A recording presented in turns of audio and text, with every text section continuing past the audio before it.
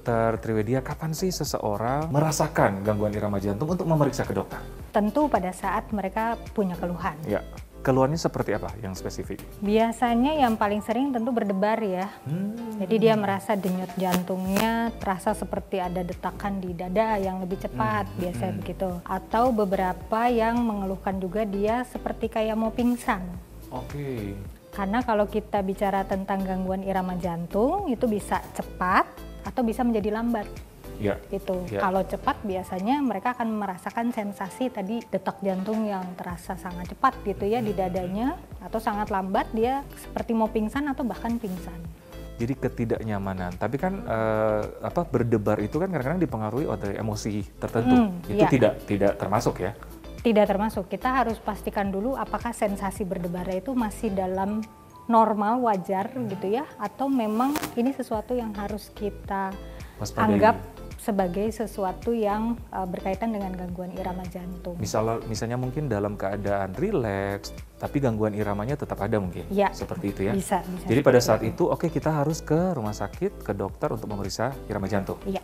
Oke, biasanya pemeriksaan apa dokter? Yang paling sederhana mungkin bisa melakukan pemeriksaan fisik ya. Pemeriksaan fisik mereka akan melakukan pengukuran terhadap laju nadinya. Kalau laju nadinya terlalu cepat, biasanya kalau sampai lebih dari 150 kali per menit. Oke, mungkin masyarakat ingin tahu, maaf dokter, Ya.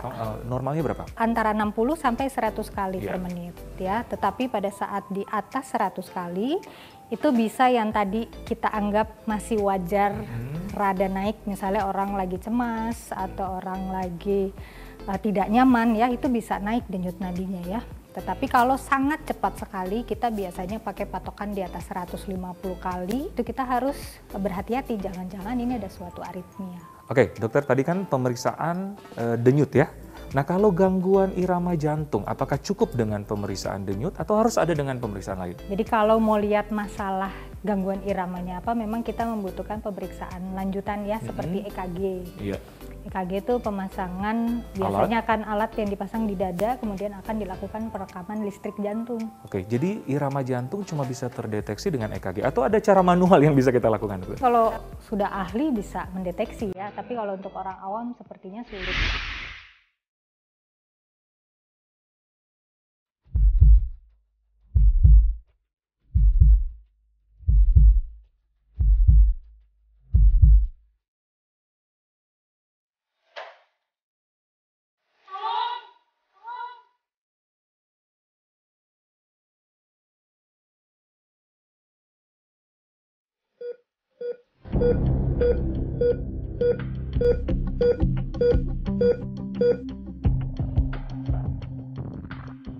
Jadi kalau untuk pemeriksaan EKG kita biasanya melakukan pemasangan chest lead ya di sini. Kemudian nanti akan terekam di layar monitor.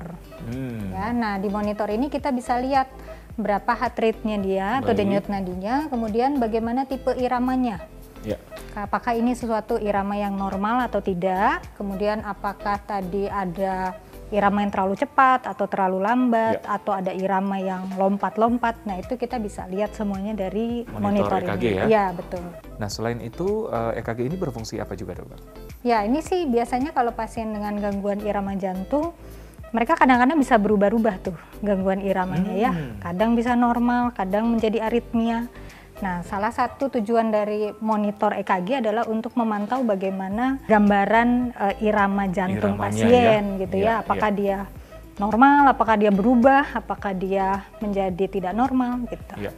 Nah, kalau orang sehat, apakah perlu melakukan EKG? Sebagai screening boleh, atau dia ada keluhan, itu memang salah satunya adalah EKG. EKG. Kalau orang normal berarti screening disarankan berapa lama sekali, dokter? Mungkin setahun sekali juga cukup ya.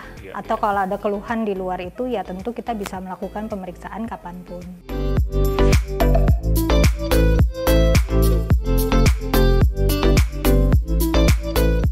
Oke, Dokter Triwedia, apa sih sebenarnya gangguan irama jantung itu? Oke, gangguan irama jantung itu namanya aritmia ya. Aritmia ya? Jadi artinya ada irama jantung yang tidak beraturan, biasanya begitu ya.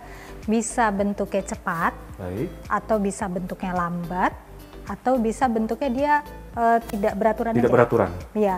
Oke, kalau masyarakat mungkin awam mengetahui kan irama jantung kan yang ini ya dok, deg deg deg gitu. Iya. Ya secara apa ya, secara orang awam. Nah, kira-kira kita bisa lihat atau dengar gimana dokter? Oke. Gangguan iramanya.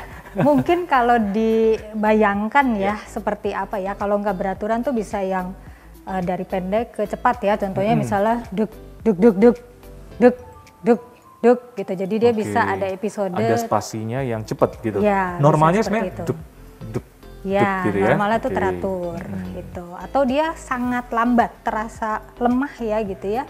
Berarti antara beat ke beatnya itu lambat. Jadi mesin deg deg deg. Nah gitu ya. Jadi jarak antara beatnya itu dia jauh. Penyebabnya terjadi hal seperti itu kira-kira apa dokter? Macam-macam sebenarnya ya, macam-macam. Kalau aritmia bisa terjadi sekunder karena penyakit lain, itu bisa terjadi. Contohnya mereka yang lagi infeksi berat misalnya ya, atau mereka yang sedang mengalami serangan jantung koroner, itu salah satu komplikasinya adalah aritmia. Baik. Gitu. Tapi kalau misalnya di luar itu, ada juga aritmia yang disebabkan karena bawaan. Jadi dari sejak dia lahir mungkin dia sudah ada kelainan itu. Sehingga nanti kalau kita punya keluarga yang ada riwayat mengalami aritmia jantung atau henti jantung mendadak, nah itu yang harus kita waspadai. Oke, nah kira-kira bagi mungkin masyarakat bertanya-tanya, kalau tidak memiliki gangguan jantung, itu bisa menyebabkan aritmia? Gangguan jantung mungkin kalau tidak ada kelainan struktural bisa-bisa aja. Kalau dia penyebabnya karena penyakit lain, contohlah misalnya demam berdarah nih, dia mengalami infeksi atau radang pada jantung, itu salah satu komplikasinya adalah aritmia. Jadi tadinya kan orang sehat-sehat aja Sehat-sehat ya, saja, iya. Kemudian dia ada infeksi, kemudian aritmia. Gitu. Jadi tidak harus selalu ada gejala dulu sebelumnya. Tidak selalu. Nah kalau ada gejala seperti apa biasanya dok? Gejala yang paling sering tadi ya, kalau berdebar terasa sangat cepat, mungkin detukannya terasa di dada biasanya gitu ya, atau pasien kadang-kadang bisa merasakan tuh, dok, si denyut nadi saya kok kadang-kadang suka hilang ya. Atau ada tanda-tanda khusus dokter untuk mewaspadai? Kadang-kadang kan kita nggak tahu ya ini normal denyut jantung kita, ini irama teratur atau tidak, ada tanda-tanda khusus nggak dok? Kalau yang paling kita khawatirkan aritmia adalah henti jantung mendadak. Oh. Itu yang paling kita takutkan ya, walaupun kejadiannya jarang. Yang paling harus kita waspadai biasanya adalah pasien itu seperti mau pingsan. Atau dia bahkan udah pingsan ya. Kalau pingsan yang berkaitan dengan kelainan jantung biasanya itu singkat. Pingsannya hanya beberapa detik aja.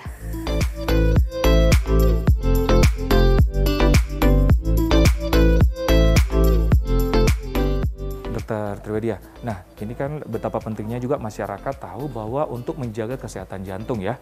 Nah ada fakta atau mitos yang beredar di masyarakat mengenai irama jantung nih. Yang pertama, katanya gangguan irama jantung tanda adanya gangguan jantung. Fakta atau mitos dokter? Oke, itu fakta. Fakta. Ya, jadi memang salah satu gejala orang serangan jantung itu adalah gangguan irama jantung. Setuju. Tapi harus dikenali dulu ya. Mungkin orang awam mengenal serangan jantung seperti orang taunya serangan jantung koroner. Iya. Tetapi ternyata gangguan aritmia atau gangguan irama jantung juga bisa menyebabkan, kita bilangnya ya serangan jantung juga ya, tapi masalahnya di listrik jantung. Ada fakta mitos lagi nih. Ya. Aritmia atau gangguan irama jantung dapat disembuhkan atau dapat hilang sendiri. Fakta atau mitos? Fakta. Oke. Karena ada aritmia yang dia bisa datang sendiri dan dia bisa hilang sendiri. Oke. Ya, Betul. ya. Tergantung penyebab tadi dokter bilang ya. Tergantung penyebab dan tergantung tipe aritmianya. Jadi ada yang on off seperti itu. Ini dok, fakta mitos yang terakhir, ini kan namanya berkaitan dengan jantung, mungkin masyarakat, wah ini sesuatu yang gawat atau sesuatu yang luar biasa. Ya. Nah katanya gangguan aritmia atau irama jantung ini dapat menyebabkan kematian. Fakta atau mitos? Itu fakta. Otomatis ya. Ya. Jadi yang paling kita khawatirkan dari aritmia ini memang adalah kejadian henti jantung mendadak. Tetapi memang kejadian itu tidak banyak, tapi bisa terjadi. Ya, mungkin ada beberapa kasus yang banyak dikenal oleh awam, lagi tidur tiba-tiba meninggal atau sedang melakukan olahraga tiba-tiba meninggal ya. Apakah aritmia termasuk risiko? Salah satunya adalah aritmia. Oke. Gitu. Jadi kalau kita punya faktor risiko yang kira-kira ke arah aritmia yang berbahaya ya, misalnya kita punya keluarga yang sudden cardiac death. Oh. ada keluarga kita, yang orang tiba-tiba tua, meninggal, kakak atau adik yang tiba-tiba meninggal, nah kita harus periksakan. Oke, Karena apalagi dokter? kekhawatirannya adalah henti jantung mendadak ya, atau dari screening EKG. Ada beberapa kelainan yang kita bisa dapatkan dari pemeriksaan EKG. Jadi medical check up itu mungkin diperlukan salah satunya untuk melihat apakah ada kelainan bawaan yang bisa terekam di EKG.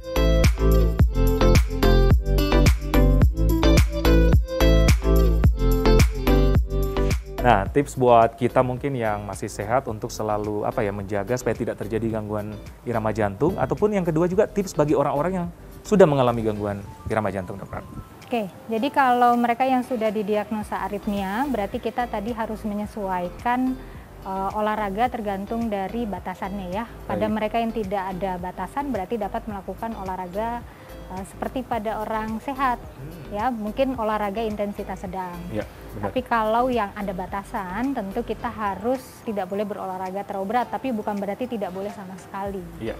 Jadi kita harus konsultasikan dengan dokter. Ke dokter tergantung keadaannya ya. Ya. Nah, tips selanjutnya dokter bagi kita yang dalam keadaan sehat supaya tidak menuju ke aritmia atau gangguan irama jantung. Ya, tentu kita harus menjaga pola hidup yang sehat ya, menjaga berat badan, melakukan olahraga secara teratur, makan makanan yang sehat, hindari stres yang berlebihan atau manajemen stres ya. Itu yang tidak boleh dilupakan. Oke, nah berkaitan dengan makanan, apalagi tadi di Bandung nih, ini kan wisata kuliner luar biasa. Makanan yang dianjurkan untuk kesehatan jantung apa sih, Dok? Kesehatan jantung, biasanya kita akan menjaga rendah garam, kemudian jangan terlalu banyak yang digoreng gitu ya dok ya, dan perbanyak sayur dan buah-buahan. Iya, serat-serat ya. Serat-seratan. Baik Dokter Triwedia, terima kasih banyak, informasinya sangat luar biasa. Nah pemirsa, betapa pentingnya untuk menjaga kesehatan jantung, screening juga diperlukan ya. Oke, terima kasih. Langsung dari Bandung, saya Dr. Ekles bersama Dr. Triwedia, spesialis jantung untuk Hidup Sehat Plus.